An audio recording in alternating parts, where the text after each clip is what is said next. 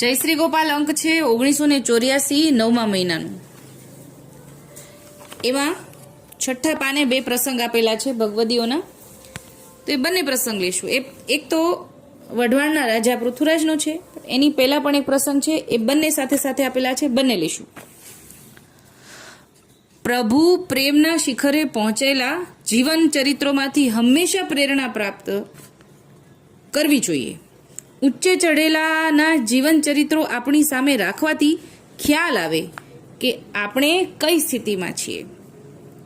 પરમ ભગવત ભક્ત ગોવર્ધન દાસ નવલખીના બેટા પુરુષોત્તમ દાસ રૂપિયા 2 લાખ ખર્ચીને એક સુંદર બાગ બનાવ્યો હતો. બાગ ઘણો જ સુંદર અને મનોરમ્ય બનાવ્યો હતો. બાગની ખ્યાતિ સાંભળી ગામના નવાબે પુરુષોત્તમ દાસને કહેવરાવ્યું, જો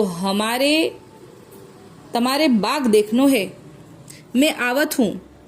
ताते खाने के वास्ते श्री ठाकुर जी को प्रसाद लेके तुम्हारे आदमी साथ भेजियो. એટલે કે હું તમારા બાગ જોવા આવવાનો છું, તો મારા ખાવા પીવાની વ્યવસ્થા કરજો અને ઠાકોરજીની પ્રસાદી સાથે લઈને કોઈક માણસને મોકલજો. ત્યારે પુરુષોત્તમ દાસે હલવાઈની દુકાનેથી મીઠાઈ મગાવી અને બધી તૈયારી રખાવી. બીજે દિવસે નવા બાગ જોવાને આવ્યો. હવે ઓલાને ખાવા પીવા માટે કઈ પ્રસાદીની તૈયારી કરીને એવું વ્યવસ્થા નથી કરી. સીધી હલવાઈની દુકાનેથી મીઠાઈ મગાવી લીધી. સર્વ સવારી બાગમાં આવી. શેઠ પુરુષોત્તમ દાસે મનમાં વિચાર કર્યું કે નવાબ તો પોર દિન ચડી આવશે, આ તો એના અગાઉના માણસો આવ્યા છે. હું ત્યાં સુધીમાં મારા પ્રભુજીની સેવામાં પહોંચી વળીશ. નવાબ સાથે ફરી બાગમાં દેખાડીશ, પણ નવાબ તો મોડો જ આવશે એવું વિચાર્યું. પણ નવાબ તો પ્રાતઃકાલ થતા જ આવી ગયો. એટલે કે ઓલા જે પહેલા અગાઉ આવેલા છે ને સૈનિકો, એની પાછળ જ તરત નવાબ આવી ગયો. ત્યારે શેઠે તેના દીકરાને અને મુનિમને નવાબના સ્વાગત માટે મોકલ્યા અને કહ્યું કે તમે નવાબનું સમાધાન કરો, હું પછી આવું છું. એટલે એને શું છે, સૌથી પહેલા આપણને પુસ્તકમાં આજ્ઞા છે ને કે લૌકિક પછી સાધવાનું, સૌથી પહેલા અલૌકિક સાધવાનું. આ તો નવાબ છે, મોટા છે, પણ ઘરમાં પણ કોઈ પણ લૌકિક વ્યક્તિ આવે કે લૌકિક ક્યાંય જવાનું હોય લગ્ન પ્રસંગ, પહેલા સેવા પહોંચવી, એ આપણને અહીંયા મેસેજ મળે છે, વિવેક જાણવા મળે છે. એ આપણે આમાંથી લેવાનું છે. આ તો સૌથી મોટો એટલે નવાબ એટલે કે રાજા. તો ત્યારે તો રાજાથી મોટું કોઈ નહોતું, છતાં એને સેવાને પ્રાધાન્ય આપ્યું. એ આપણે આમાંથી શીખવાનું છે. હું પછી આવું છું એમ વિચારીને મુનિમ તથા શેઠના પુત્ર બાગમાં આવે છે. નવાબે પૂછ્યું, શેઠ કહા હે? ત્યારે શેઠનો પુત્ર બોલ્યો, દેવ સેવામાં છે. ફરી 2 ઘડી રહીને પૂછ્યું કે શેઠ કેમ નથી આવ્યા? આવી રીતે આદમી ઉપર આદમી મોકલ્યા કરે છે. ત્યારબાદ શેઠ પુત્રે કહ્યું કે હજુ હું હમણાં જ બોલાવી લાવું છું. એટલે કે શેઠ થોડા વારે નવા માણસોને મોકલતા રહે કે ઓલો થોડોક વ્યસ્ત રહે એની સરાભરામાં. બીજા માણસો સરાભરા કરે અને એમાં ઓલોનો સમય થોડો જાય અને ત્યાં અહીંયા સેવા પહોંચાઈ જાય. એટલે નવા માણસો મોકલે છે. એટલે અહીંયા બોલે છે કે આદમી પે આદમી ભેજ રહા હે, પણ ઈ કેમ નથી આવતો? એટલે હવે શેઠનો પુત્ર આવે છે, શેઠને બોલાવા. મુનિમ શેઠ પાસે આવ્યા ત્યારે શેઠે પ્રભુજીને રાજભોગ લાવ્યા છે. શેઠનો પુત્ર અને મુનિમ બંને શેઠ પાસે આવે છે ત્યારે શેઠે પ્રભુજીને રાજભોગ લાવ્યા હતા અને આરતી બાકી હતી. પુત્ર બોલ્યો, પિતાજી આપને હજુ કેટલી દેર થશે? હવે ચાલો, નવાબ ક્રોધી થયો છે, આપણો બગાડ કરશે. ત્યારે શેઠે કહ્યું, બગાડ કરશે તો મારું શું બગાડશે? હું તો મારા પ્રભુની રાજભોગ આરતી કરીને સેવામાંથી પહોંચીને જ આવીશ. એટલે કોઈની ડર નથી. વૈષ્ણવ કોઈથી ગાંજ્યો ન જાય, એને કોઈનો ડર નથી કે બગાડીને હું કર લેવાનો. હું તો મારા ઠાકોરજીમાં મગ્ન છું. બગાડશે તો શું બગાડશે? જે મારી પાસે નિધિ છે એ તો મારી પાસે છે, એટલા માટે કહે છે કે બગાડશે તો મારું શું બગાડશે? હું સેવામાંથી પહોંચીને જ આવીશ. ત્યારે બેટાએ આવીને નવાબને કહ્યું કે શેઠ હમણાં જ આવે છે. ફરી 1 ઘડી વીતી ગઈ. પછી નવાબે પ્યાદાને બોલાવવા કહ્યું અને કહ્યું કે જાઓ, શેઠ શું કરે છે તે સમાચાર તુરત જ લાવો. પ્યાદા શેઠના ઘરે ગયા અને શેઠ પ્રભુજીની રાજભોગની આરતી કરી રહ્યા હતા. એટલે હવે રાજભોગની આરતીનો સમય થઈ ગયો હતો. પેલા છોકરો આવ્યો હતો ને ત્યારે તૈયારી કરતા હતા. હવે સમય થઈ ગયો હતો આરતીનો.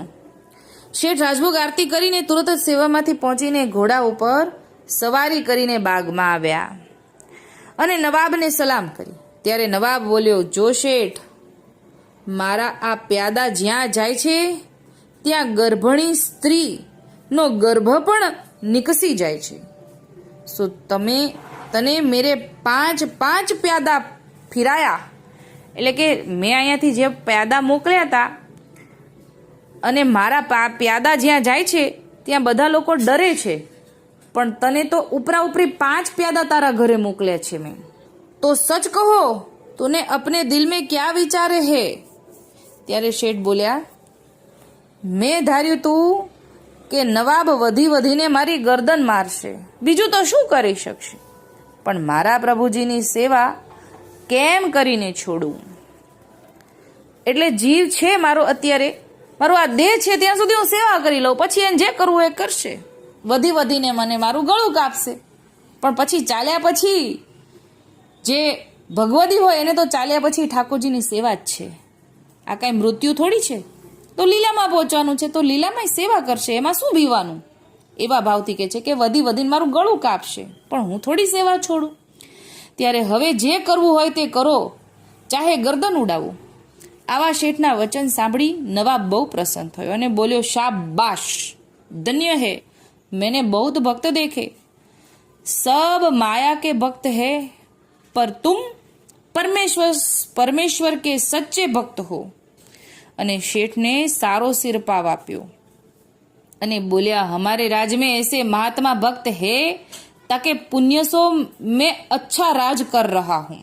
હું કીધું કે મારા રાજ્યમાં આવા ભક્ત છે ને એના પુણ્યથી હું સારી રીતે રાજ કરું છું. આ ભગવદીના દર્શન માત્રથી આવી બુદ્ધિ આવે હો. પેલા તો એને પ્યાદાન મોકલ્યા ને એવી બુદ્ધિ હતી, પણ આના દર્શન થયા, આની વાણી કાનમાં ગઈ. આ એમને વૈષ્ણવ છે ને એ અલૌકિક દેહ છે, એ જેવા તેવા નથી. અને પાછા એ સેવામાંથી પહોંચીને આવ્યા છે, એટલે ભગવદ આવેશ છે એની અંદર.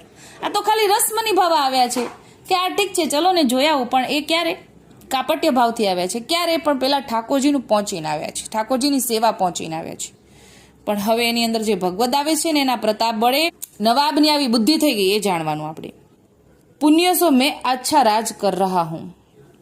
આવા દ્રઢ પતિવ્રત પંઢારી ભગવત ભક્તોના ચરિત્રો આ પુષ્ટિ માર્ગના ઘણા બધા ગ્રંથોમાં છે. કૌંસમાં લખ્યું છે આ કાકા શ્રી વલ્લભજીના વચનામૃતમાંથી. હવે નીચે પૃથુરાજનો પ્રસંગ શરૂ થાય છે કે ખરા ભક્તો નથી ડરતા, કદાપી ફાંસી એ ચડતા. જુઓ પૃથુરાજની દ્રઢતા વિકટ છે માર્ગ ભક્તિનો. વઢવાણના રાજા પૃથુરાજની કેવી ટેક હતી કે પોતાના પ્રભુ સિવાય કોઈને મસ્તક નમાવવું નહીં, અને પોતાના જમણા કાનમાં પ્રભુના જ ગુણગાન સિવાય લૌકિક વાતો પણ સાંભળવી નહીં.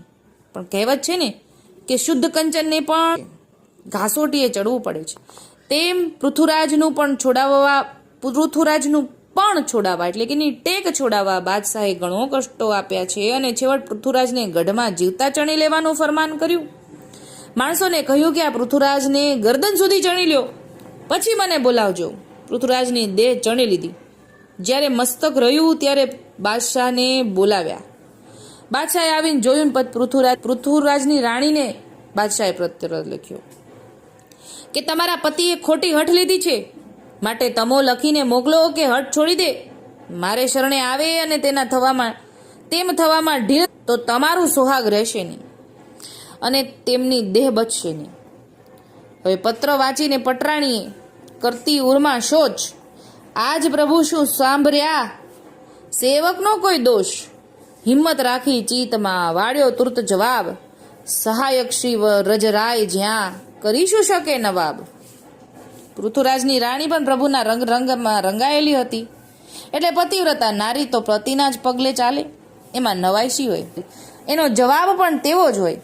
રાણીએ જવાબ લખ્યો, પણ તારો ત્રિલોકમાં પણ બીન કે સી પ્રીત, કહે માધુ હરી તો મિલે જો ચલે ભૃત્ય કી રીત. પૃથુરાજ પણમત છાંડીએ, પણમાં પડે વિજોગ, પણ સહિત દેહી પડે તો પુરુષોત્તમ જોગ. કાયા કાપે કરવતે, અંગ અગ્નિમાં હોમીએ, પૃથુરાજ પણ તમે પાળજો, લાખેણો લાવ ન મેલીએ. ત્યારે પૃથુરાજ પ્રભુની મસ્તીમાં મસ્ત બની ગયા છે અને પ્રભુજીને પરિશ્રમ દેવા ઈચ્છા નથી કરતા. આમ પ્રભુ સાથે જેને પ્રીત બંધાલી છે, પ્રભુ સાથે પ્યાર છે, તે જગતના દૂષણથી જરા પણ ડરતા નથી. એટલે ભાઈ આ તો ભાઈ લૌકિક નાની નાની મોટી વસ્તુ આવતી રહે. ઠાકોરજી તો બધાથી ઉપર છે, એ આપણા માથે છે, પછી નાની સોની આવતી જાય ને જતી જાય, એનાથી શું ડરવાનું, એમ સમજાવે છે. જેને પ્રભુ સાથે પ્રીત લાગી હોય તેને બીજી શું બીક હોય? નાતી જાતી ને એની પણ જરૂર નથી. એ તો પ્રભુના રંગમાં રંગાયેલા જ રહે છે. તેને કોઈ વિઘ્ન કરવા ઈચ્છા કરે ને તોય પ્રભુ પોતાના જાણીને તેને ઉગારી લે છે. તેનું પ્રભુ જ રક્ષણ કરે. તે પૃથુરાજને પણ ઠાકોરજી પછી તો સહાય કરે છે. એવી રીતે આપણને અહીંયા બે ભગવત ભક્તોના ઉદાહરણ આપીને સમજાવ્યું છે કે આપણી ટેક, આપણી સેવા સમરણ મૂકવી નહીં. લૌકિક આવરણો ઘણા આવે, આ તો આપણી પરીક્ષા છે.